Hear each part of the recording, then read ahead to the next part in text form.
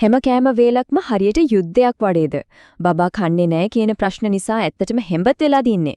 හොඳයි. එහෙනම් මේ විග්‍රහය හරියටම ඒගෙනයි. ලංකාවේ අපි වගේම තවත් බොහෝ දෙමව්පියන් මුහුණ දෙන මේ පීඩාකාරී අත්දැකීම පිටිපස්සේ තියෙන විද්‍යාත්මක සහ මනෝවිද්‍යාත්මක හේතු මොනවද කියලා අපි බලමු. බබා මුකුත්ම කන්නේ නැහැ. ආන්නේ වචන ටික. සමහර වෙලාවල ලංකාවේ දෙමව්පියන් ගැන ඇහෙන සුලභම ඒ වගේම හිතට ලොකුම බරක් ගේන පැමිණිල්ල තමයි මේක. මේ වචන ටික පිටිපස්සේ තියෙන්නේ ලොකු කනස්සල්ලක්, වරදකාරී හැඟීමක් සහ ලොකු පීඩනයක්. ඉතින් මෙතනින් තමයි කෑම මේසයේ යුද පිටියක් වෙන්න පටන් ගන්නෙ. එක පැත්තකින් ඉන්නෝ දරුවා කන්නේ නැති එක ගැන කනස්සල්ලෙන් ඉන්න දෙමෝපියෝ. අනිත් පැත්තෙන් මොන දේ දුන්නත් එපා කියන බබා.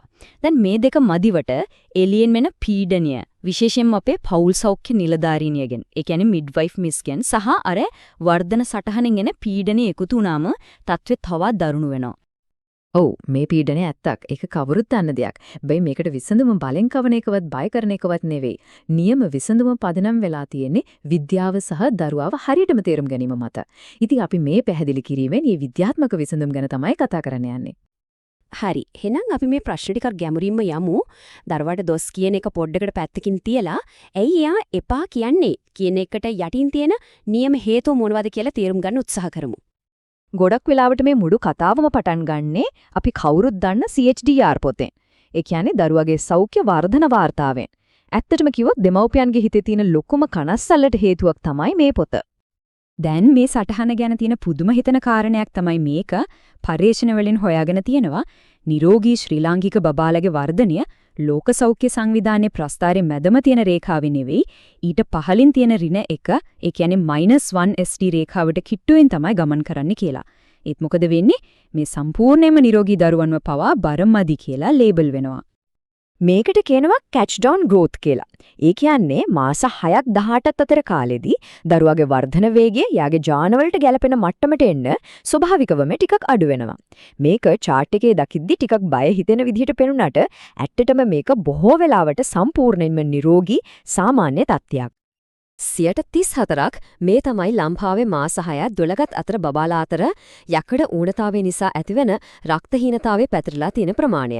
මේක තමයි කෑම අරුචියට බලපාන ප්‍රධානම හැබැයි ගොඩක් අය දන්නේ නැති සැඟවුණු හේතුව. මේක වැඩ කරන විදිය හරිම සරලයි. ඇඟේ යකඩ අඩු වෙනකොට මොලේ සතුට, උනන්දුව වගේ දේවල් පාලනය කරන රසායනයක් වෙන ඩෝපමයින් මට්ටම පහළ විහිනවා. එතකොට ප්‍රතිඵලය මොකද්ද? කෑමට කිසිම උනන්දුවක් බඩගින්නක් නැතිව යන එක. ඉතින් දරුවා මුරණ්ඩු වෙනව නෙවෙයි. එයාට බඩගිනි දැනෙන්න අවශ්‍ය මොලේ රසායනික ක්‍රියාවලියම දුර්වල වෙලා තියෙන්නේ.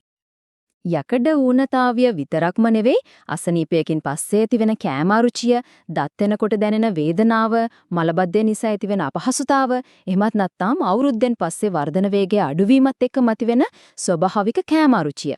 මේ වගේ තවත් ජීව විද්‍යාත්මක හේතු ගණනාවක්ම තියෙන පඩුවා. නියෝෆෝබියා. ඒ කියන්නේ අලුත් කෑම ಜಾති වලට තියෙන බය.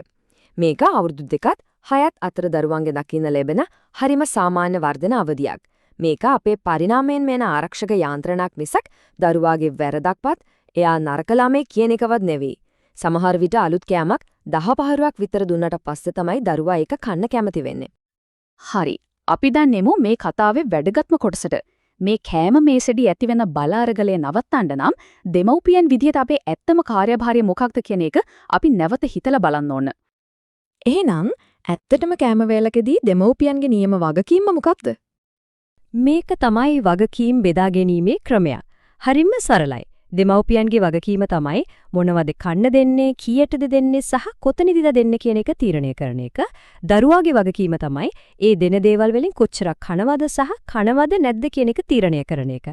මේකෙන් වෙන්නේ දෙමව්පියන්ගේ පීඩනය සම්පූර්ණයෙන්ම නැති වෙලා දරුවාට Tamanගේ කෑම වේල පාලනය කරන්න අවශ්‍ය නිදහස ලැබෙන එක. එතකොට බල අරගල ඉබේම ඉවරයි. හොඳයි. දැන් අපි මේ අලුත් රාමුව ඇතුලේ ඉඳගෙන දරුවා සතුටින් කන කෙනෙක් කරන්න පුළුවන් ප්‍රායෝගික පෝෂණ උපක්‍රම ටිකක් ගැන කතා කරමු. බලන්නකෝ කෑම මේසෙදී අපිට යන්න පුළුවන් පාරවල් දෙකක් තියෙනවා. එකක් තමයි බලෙන් කවන, ෆෝන් පෙන්නන, බය කරන, අල්ලස් දෙන පීඩාකාරී මාර්ගය. අනික තමයි දරුවාව විශ්වාස කරන, එයාගේ ඉඟි තේරුම් වන්න, ඉවසිලිවන්ත, ධනාත්මක පරිසරයක් හදන ප්‍රතිචාරාත්මක මාර්ගය. සාමකාමී කෑම වේලක් හදාගන්න මෙන්න කරන්නම ඕනේ දේවල් ටිකක්. පුළුවන් හැම වෙලාවකම පවුල හැමෝම එකට කෑම කන්න, දරුවට කෑම ටිකක් අතපත ගන්න, පොඩ්ඩක් සෙල්ලම් කරන්න ඉඩ දෙන්න. මොකද ඒකත් ඉගෙන ගැනීමේ කොටසක්. එකපාර ලොකු පිඟානක් බිදන්න නැතුව පොඩි ප්‍රමාණයකින් පටන් ගන්න. ඒ වගේම හැම කෑම වේලකම දරුවා අනිවාර්යයෙන්ම කනවා කියලා විශ්වාසයක සේෆ් කෑමක්වත් තියන්න. ඒ වගේම තමයි මේ බලාරගලේ දිගටම තියාගන්න ඕන නැත්තම් මේ දේවල් අනිවාර්යෙන්ම නවත්තන්න ඕන. බලෙන් කවන එක, අල්ලස් දෙන එක, ෆෝන් එක හරි ටීවී එක හරි දාලා කවන එක, දරුවා කන්නේ නැහැ කියලා යාටම වෙනම කෑම වර්ග හදන එක. සා වැදගත්ම දේ බත් කෑවේ නැති වුණාම ඒ හිඩැස පුරවන්න කිරි දෙන එක. දරුවා කන පොඩි ප්‍රමාණයේ පෝෂණය තවත් වැඩි කරන්න මෙන්න අපේම රටේ ලේසියෙන්ම හොයාගන්න පුරුවන් දේවල් ටිකක්.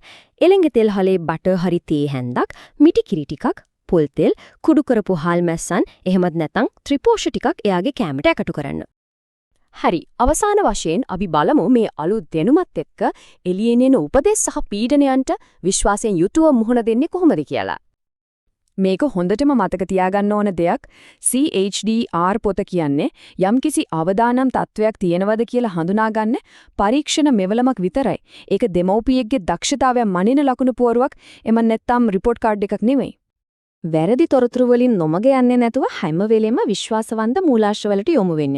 ශ්‍රී ලංකා ළමා රෝග විශේෂඥ වෛද්‍යවරුන්ගේ සංගමය, පෞල් සෞඛ්‍ය කාර්යාංශය, ඔබේ ළමා රෝග විශේෂඥ වෛද්‍යවරයා, ඒ වගේම වෛද්‍ය රයිසා අන්වර් වැනි අයගේ අන්තර්ගතයන් මේ සඳහා හොඳම උදාහරණ.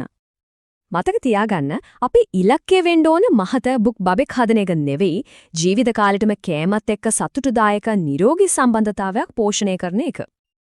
ඉතින් අවසාන වශයෙන් අපි අපේම අහගන්න ඕන ප්‍රශ්නේ මේකයි. අපි ඉලක්කය වෙන්න ඕන බඩක් පුරවන එකද? එහෙමත් නැත්නම් ජීවිත කාලෙටම සතුටින් කෑම කන්න පුරුවන් ශක්තිමත් අඩිතාලමක් හදන එකද?